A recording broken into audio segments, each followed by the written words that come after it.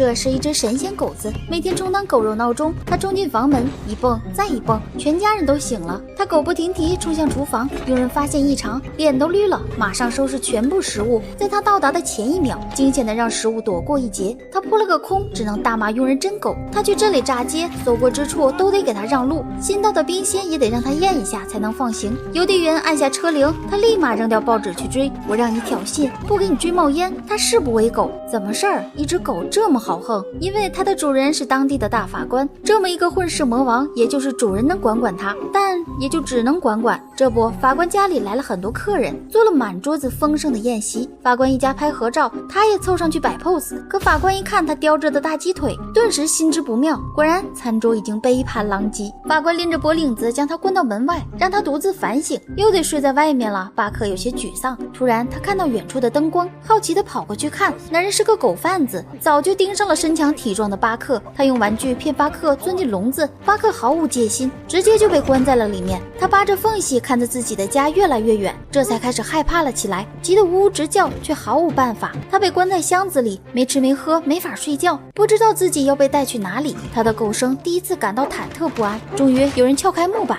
巴克赶紧冲出去，却被人一棍子打倒。巴克不服地朝男人呲牙，男人又亮起棍子给他立规矩。巴克只好乖乖认怂，但他并没有被打垮。他抓住一个机会，冲破绳子，趁机逃了出去。他一个急刹，避掉追来的人，眼看前面的楼梯就是光亮，他终于一跃冲了出去。可是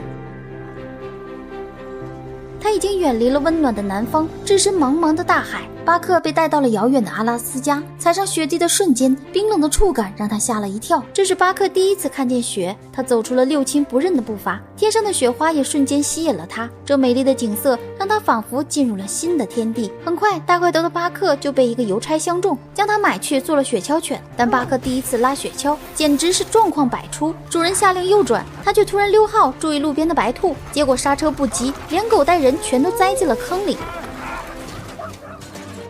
灵犬二哈死命挽救尊严，还是白费，整个队伍灰头土脸。他气得呲牙咧嘴，这个新来的竟然给他职业生涯抹黑，看来他要玩玩政治，打压一下这个不知天高地厚的家伙。二哈霸占水坑喝水，身后小狗口渴凑过来，被他凶狠的吓退。其他狗狗都很怕他，但巴克灵机一动，他绕着二哈来到不远的冰面，稍微用力剁出一个更大的水坑。队友们见了，全都跑去喝水。二哈一看更加不爽。到了晚上，二哈习惯性的抢了黄鱼的小狗。巴克初来乍到，看二哈异常的凶狠，也没敢吭声。不过他悄悄把自己的小鱼给了黄狗，被欺负惯的同伴们全都愣了。这个新来的有点东西啊！事实上，巴克难过极了。这里很冷，再也回不去那个温暖的家，但是内心的深处却隐约出现一头巨大的灰狼。在这寒冷的冰原，深埋在巴克骨子里的野性渐渐被唤醒，以后的路只能靠自己了。既然失去了安逸的生活，那就索性闯一闯。巴克开始变得专注，凭借聪明的狗脑和超强的体力，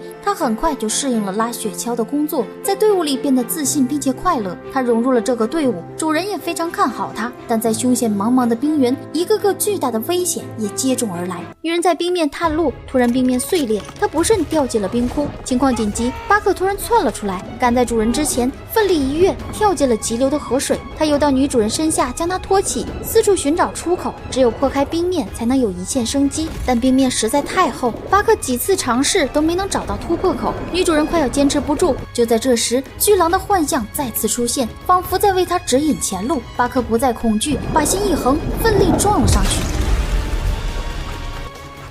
将女主人救上去。巴克自己却再没力气爬上来，脱力掉回了水里。男主人急疯了，他拿小刀凿冰却直接崩碎，拿拳头砸更是纹丝不动。他快要绝望了，这时有人递给他一根冰凿，回头一看，竟然是巴克回来了。好家伙，他没有死。就这样，巴克又赢得了女主人的喜爱，还表扬他一根大鸡腿。可是这一幕却被灵犬二哈看在眼里，梁子早就结下。他受够了巴克一天比一天受欢迎，决定捍卫自己的灵犬尊严。于是就在巴克跟一只白兔玩耍的时候，二哈冲上去一口咬死了白兔，然后高高仰起头向巴克展示自己的威风。巴克这下真的急眼了，一山不容二虎，除非一公一母。他冲上去跟二哈单挑，可是二哈气势汹汹，反而将巴克咬得呜咽哀嚎。巴克被一次次摔进了雪地，最后晕了过去。此此时的队友们全都看不下去，因为心里早就有了选择。他们第一次反抗二哈，拼命狂吠，呼喊巴克。巴克终于被同伴唤醒，他知道不打败二哈，他们不会再有好日子。巨狼幻象再次出现，他凶狠地盯住二哈，体内不知被驯化了多少代隐藏起来的野性，终于被彻底唤醒。当二哈再次冲过来的时候，巴克眼神凌厉，动作精准，一口下去，二哈就没了还手之力，胜负已分。二哈彻底认怂，独自灰溜溜地离开。第二天，巴克自告奋勇想当领犬，主人却将他拖了回去。可是其他有经验的狗狗却都不愿意当领犬，其实他们全都认可巴克当老大。主人没办法，只好让巴克试试，却没想到巴克非常卖力，队伍风驰电掣，比平时快了整整1倍。可是就在这时，他们却遭遇了大雪崩。主人下令让领犬左转，可巴克迅速观察地形，危急时刻，巨狼幻象却出现在了右边的山洞。巴克违背了命令，他带队朝山洞方向狂奔。作为领犬，他可以有自己的判断。巴克惊人的敏锐和潜力全部激发，果然他是对的。这里有一条小路，他们成功穿过雪山，将雪崩远远甩在后面，绝处逢生。主人激动地大喊，他们不仅捡回了一条命，来到了小镇，人们还纷纷鼓掌。原来有了巴克的强健体魄，小镇一直迟到的邮件第一次准时到达。看着人们读信的喜悦，巴克有些失落。